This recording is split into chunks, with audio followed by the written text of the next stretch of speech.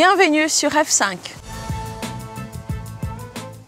Dans les dernières années, le nombre des mariages a diminué. Pouvons-nous parler d'un échec du mariage? Quelles sont les principales difficultés liées à la vie de couple et comment les surmonter? Voilà ce que vous allez voir maintenant sur F5.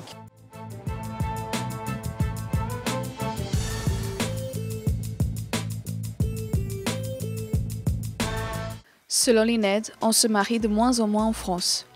Les chiffres des 10 dernières années montrent une diminution de 45 000 mariages.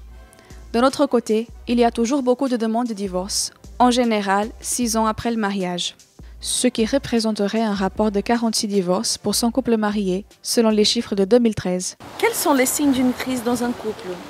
Parfois, pour l'un, il va y avoir quelque chose qui va faire crise et l'autre ne va rien voir, ne va voir aucun signe avant-coureur et donc va être complètement démuni quand la crise va éclater.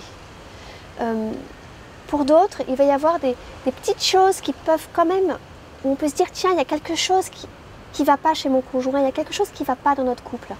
Ça pourrait être par exemple le moment où on ne ressent plus cette tendresse vis-à-vis de l'autre.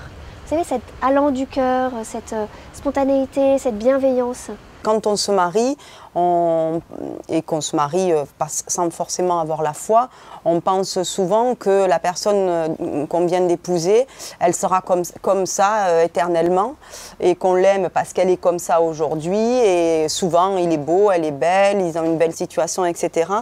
Et on le met sur un piédestal. Mais ça ne va pas durer, on va évoluer, on va vieillir, on va des fois se bonifier, des fois un peu moins. En consultation, ce que j'entends souvent, c'est la frustration par rapport aux attentes. Que je ne demande pas tout à l'autre et que c'est là que l'estime de soi est également très importante. Que j'ai suffisamment d'estime de moi-même pour trouver moi-même dans la vie, dans mes accomplissements, une partie de réjouissance, de bonheur de vivre pour ne pas l'attendre de l'autre.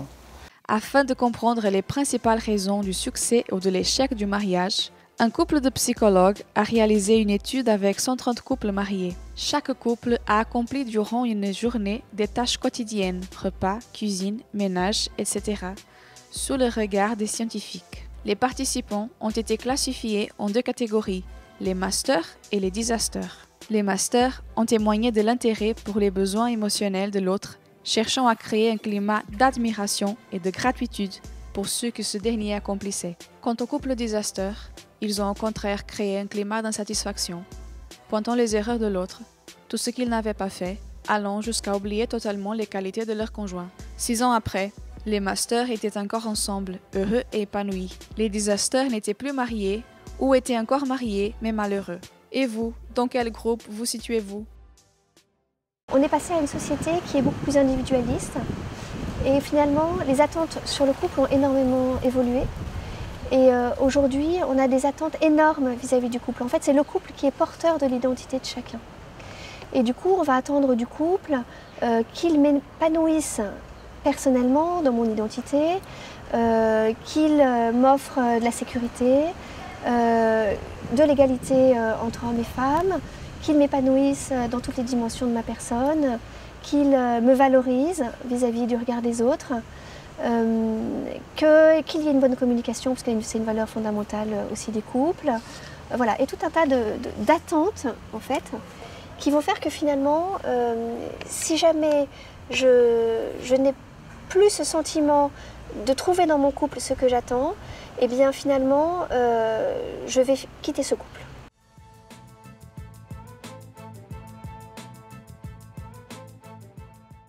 On peut se disputer sans être violent, et on peut être violent sans se disputer.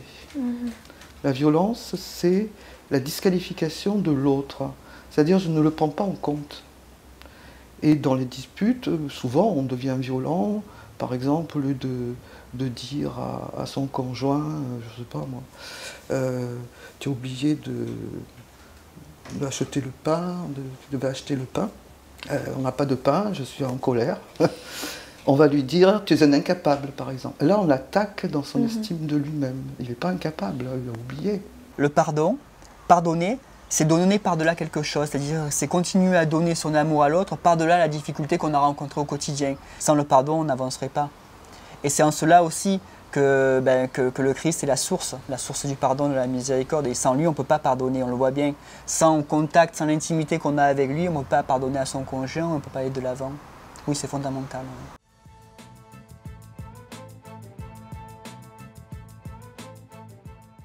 Quel conseil l'Église peut donner à un couple qui est en crise? De ne pas avoir peur de s'ouvrir à d'autres. C'est-à-dire effectivement, lorsque le dialogue devient difficile entre le mari et la femme, il faut avoir des lieux, des personnes à qui on peut se confier. Un conseil conjugal commence par écouter, écouter, écouter. Voilà. Et donner un espace, donner un moment pour le couple. On est dans une société où il y a beaucoup de communication et en fait où on s'écoute finalement assez peu. Donc cet espace, ça va permettre au couple de se poser, de prendre du temps pour eux. Ça va leur permettre de s'écouter eux-mêmes d'abord en fait, de s'entendre dans ce qu'ils disent, dans ce qu'ils pensent, de pouvoir faire cheminer leurs pensées pour pouvoir du coup mieux écouter, entendre et accueillir l'autre. Ensuite, il faut aussi se souvenir et être capable de faire mémoire. C'est vraiment un message profondément biblique ça. Être capable de se dire « Dieu est intervenu dans ma vie. Dieu a agi dans ma vie » ou plutôt « Dieu a agi dans notre vie ». Se choisir et se rechoisir chaque jour. Ne pas tout attendre de l'autre. L'amour, normalement, rime avec toujours.